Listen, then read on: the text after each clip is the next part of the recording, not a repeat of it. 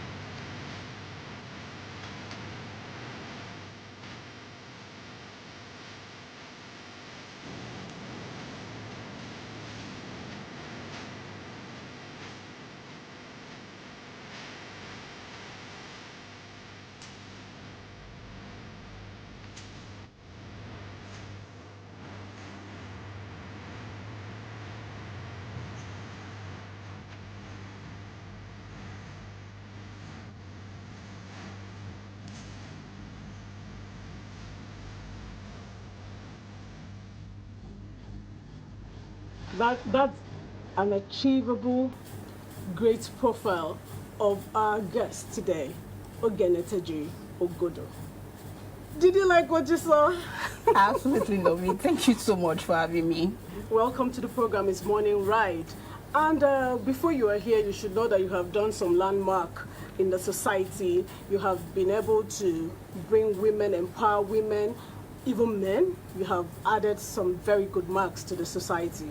But today, let's start with our focus, accelerating action in women entrepreneur. How do you think we have done in Nigeria so far? Thank you so much. So, first of all, people need to understand what entrepreneurship is all about. You know, it's one thing to have a business, it's another thing to be an entrepreneur. So, entrepreneurship to me is understanding a problem in the society or even globally, and seeing that there is an unmet demand in that space, then building a venture to either generate profit or create impact. Okay. So in terms of accelerating entrepreneurship in women, I feel one of the challenges women face today in our society is the issue of cultural limitation. Okay. Apart from cultural limitation, access to funding, especially in the rural area. If you look at Lagos, there are a lot of opportunities in Lagos thanks to our Lagos state government. It's really, really doing amazing. So in terms of accelerating entrepreneurship, I think one of the things women need to understand is one thing for me to give you money, is another thing for you to utilize that money wisely. Okay. So I think the first step to entrepreneurship is capacity building. We have a lot of opportunities in Nigeria, not just Lagos. So many places, even in the rural areas, especially people that venture into poultry, farming, there are limited unlimited opportunities for women. So far so good. I think Nigeria, we are really, really doing amazing. And I love the fact that a lot of women in the society today are very passionate about entrepreneurship. Okay, awesome. And I realize the women are actually doing good in this field. Coming to you now, on your profile, I have noticed you studied biochemistry, and then you're coming up with a lot of creative items. You're doing exhibitions. You're doing a lot, and then I've also noticed that you've empowered people in this field. I want to know, at what point did you know that a biochemist could become an entrepreneur? Honestly, about this conversation, I've always wanted to work in a corporate space as a medical biochemist, actually, because I've always loved humanity in terms of helping people, making sure that people are comfortable, and also involving myself in charitable activities in my community. Yeah. But after my degree in 2014, I couldn't get a job. And you know, there's this saying, if you go here and there's no opportunity, you create that opportunity for yourself. Yeah. So along the line, I know I love fashion a lot. I love it shows. I love fashion a lot, so I said, okay, let me follow my passion. But I was not just all about following my passion. I wanted something that will make a difference in my community. So I started doing research on how to be a sustainability advocate in terms of gathering scraps. I realized, as much as I love fashion, the fashion sector is the second largest contribution to global waste. So there's a lot of waste that is generated from production, and nobody is saying anything about it. At the end of the day, this waste affects our environment, cause pollution, affect climate change. So I wanted to be an entrepreneur that is not contributing to the problem, but creating innovative and sustainable solution to tackle this problem. So I came up with my project, Scrap to Style, and through Scrap to Style, we've been able to educate over 100 students and women in Lagos State, Nigeria. We educated them on how they can actually earn from waste, because I know where I'm coming from. Nobody gave me money, nobody taught me knowledge, even my skill. I never learned it from anywhere. I learned it on my own, and because of that, I had to do more research to become more professional in my field. So that's it basically. Okay, let me take you, back to the theme for the International Women's Day 2025, who talks about for every woman and girls, equality, empowerment, and all of that, and talking about gender parity. Now, in your industry, so far, what are the most pressing barriers that you've seen that affected, this accelerated action that United Nations is talking about, for women today? Okay, in my industry, as a fashion designer, I feel one of the issues we have is visibility, scalability. I feel the upcoming fashion designers, they don't really have opportunities compared to the leading fashion designers. It's more like they are recycling these leading fashion designers every now and then. Nobody's saying anything about the one that are emerging. So I feel scalability, visibility is a very, very big challenge in the fashion space. Aside funding is normal. Everybody have issues with funding. We want to scale. But if you give us that opportunity to showcase what we do, I think there will be equality in terms of women entrepreneurship. So the men, they have access. The women don't really have much So when access. you talk about, sorry, let me hold your thought a little bit there. Yeah. So when you talk about access, you talk about visibility. Now, because we all know that nobody is going to give you a space. Nobody's going to leave a spot for you. And we see that, men are actually, getting away with it. What would you say? Why is it that we still have that issue of visibility? Why is it that we still have that issue of, is the still same people that have been recycled and the new ones are not coming up? What is the thin line? What is it that is not being done? What do you think is the problem there? Okay, there's one thing I always say, irrespective of the situation we find ourselves, keep showing up. I believe where there is value, there is access. That's just it. So if you're in a space where there is limited opportunity, you need to put yourself out there. You need to let people know that, okay, this is what I bring to the table. You need to let people see it. And for you to do that, you have to continue showing up. Even if there's no opportunity for scalability or visibility. We don't really need to put it to their face that, okay, you guys are corrupt, you are not giving us opportunity. No, you need to work on yourself, work on what you are bringing to the table, and that is the only way you will have access. Okay, nicely said, and I trust what you've said. But so far, we talked about scalability and visibility. There are women in the rural areas who have the skills, who are able to do a lot, they have the creativity, but they do not have the visibility. And most times, when maybe empowerments are being done, it's done in the urban areas. Most of the women in the rural area may not have access to what the government is doing or private sectors. How can these women be able to showcase their creativity, the things they've done, and benefit from whatever comes out from empowerment? Okay, thank you for this question. Like I mentioned, knowledge is power. You can have an idea, you can have money, but if you don't have knowledge about how to use digital tools, how to collaborate, how to partner with the right organization, you remain stuck. You won't scale, you remain there. You keep innovating, but you don't really know what is going on. If I use myself, for example, I remember when I started, people were saying, as a fashion designer, you have to rent a shop, you have to buy this, you have to do this. I said, no, I will run this business inside my house. Exactly. And I demarcated my parlor because I have a very big space. I demarcated my parlor, I connected it to one of the rooms.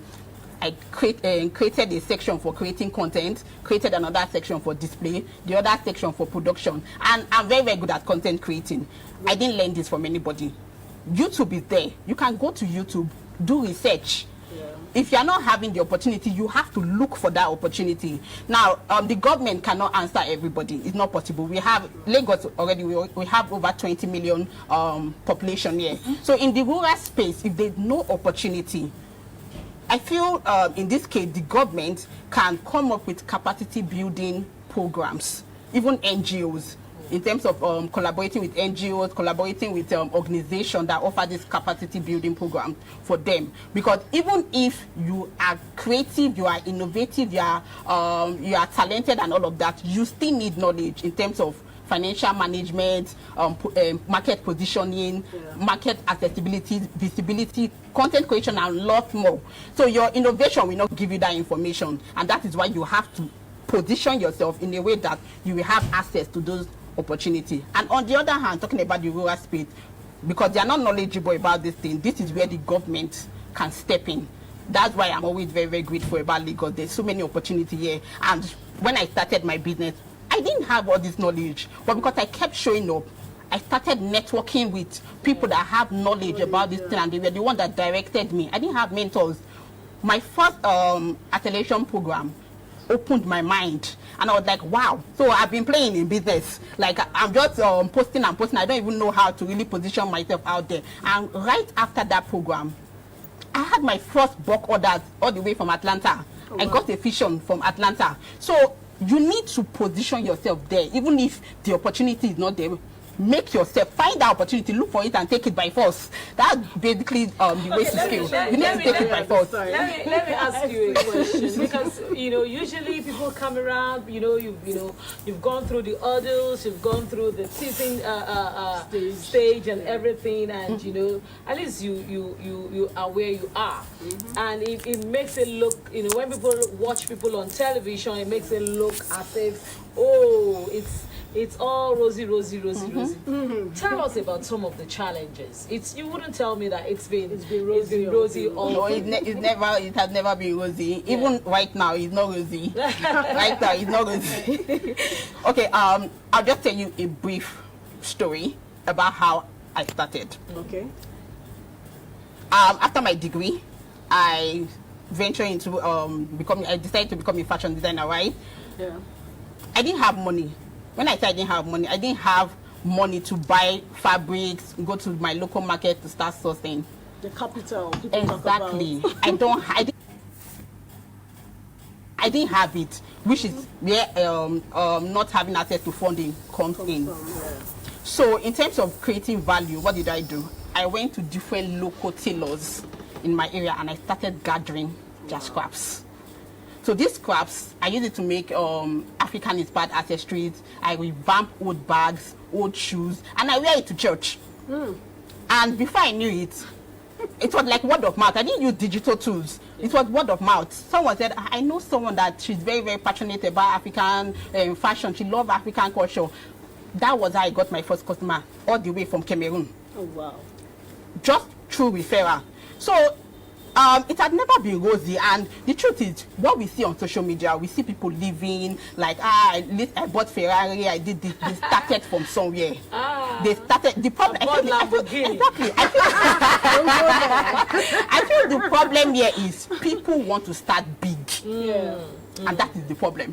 You cannot see a mountain and look at the mountain and say, I'm at the top of the mountain. You have to pass through steps, because if you jump to that mountain, you will fall back and you will start all over again. So I was ready to take that step. I was seeing so many things on social media. There were times I was depressed, like I was feeling like I'm not good enough. So one of the things that kept pushing me was positive affirmation. When I wake up in the morning, I look at the mirror, I tell myself, you are doing great, you are amazing, you are enough. Keep showing up. Keep showing up. It's not rosy. Even when you get there, when you even who said Dangote not the goes through some kind of stress. He's going through stress. he had his challenges. So it's the same thing with startups and leading fashion designers. You just have to take it one step at a time. Yeah, beautiful. All right, because of our time, and it's International Women's Day, we're talking about, for every woman, girls out there, empowerment and all of that. And the hashtag is, accelerate action. Tell us, give, a word or two to every woman and girls out there. Because of the current situation a lot of women face, we've seen the rate of divorce, we've seen the rates of women not being able to balance their family life and business life. One of the things I tell people, or tell women generally, is you need to love yourself before you can love any other person. It is only when you love yourself and you understand your worth, that is where people will treat you right. If you don't understand your worth and you rather worship the next person, then you will remain a slave. So you need to love yourself. And if you love yourself, you can do so many amazing things. You will never deprive yourself, because there is no limit to what any woman out there can achieve. So keep showing up. Keep showing up. Keep showing up. Just like Ogeneta Jui would have said. I think she has been able to tell us a lot to make us feel like the women that we are. She has actually geared us up to do more. And then don't forget, that's unwanted material, the fabric, the buttons that come, the zips. Don't just fling the clothes. The way you see it's a rag now. No. Those scraps could become something. I think you've learned today, because I have learned. I've learned a lot. So before I discard any material, I'll check. It could still be used for maybe the buttons, maybe the zips. So thank you so much for coming on the show. Thank you for having me. It's been wonderful having her, and I'm sure you have learned. We are going to take a break now. Okay, before we take a break, let's just go through what we have from the sporting world. So many things happening in the sporting world. But we'll just bring you one or two news from the sporting